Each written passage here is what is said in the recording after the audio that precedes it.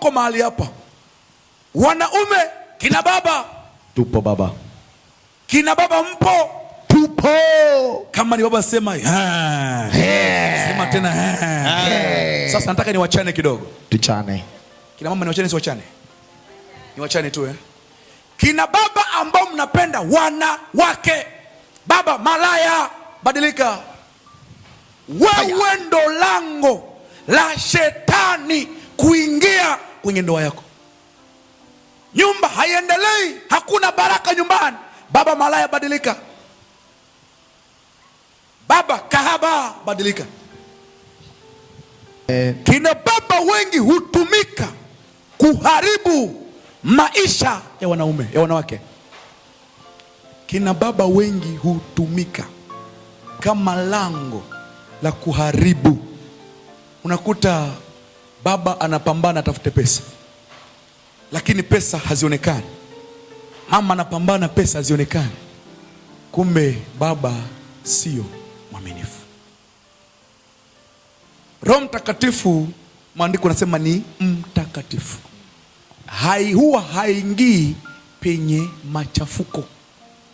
Roho Mtakatifu hawezi kuingia hata kama nyumba haina amani. Kila siku mke na mme ni ugomvi. Sahau kubarikiwa. Hiyo nyumba haiwezi kubarikiwa. Kwa sababu gani? Roho Bwana akiwa anashuka pale, anaangalia, mbona hii nyumba leo wamepigana leo? Wamelala wamegombana. Sasa ni barikije hii nyumba na ni mafarakano kwenye hii nyumba. Unasikia malaika Bwana anasema, nilikuwa nashuka nyumbani kwa Mariam lakini nimekuta yeye na bibi wake wamegombana. Baba, nimerudi nyumbani kwako kukuambia. Nimerudi na dola zake, zile dola nimerudi nazo. Kwa sababu gani? Nyumba imechafuka. Nami Roho Mtakatifu wasiingii pachafu.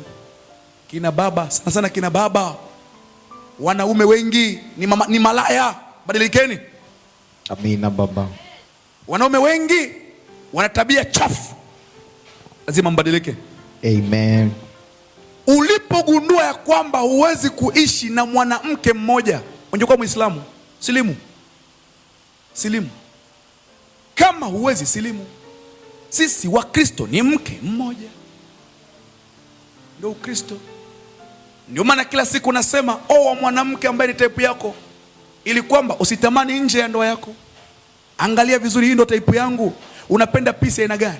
Pisi nyeupe, black beauty, yenye kidogo huku kumejaa. Unapenda kamismis? Angalia type yako, oa. Usitamani nje ya ndoa yako.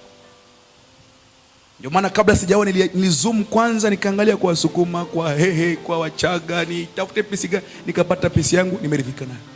Chapa.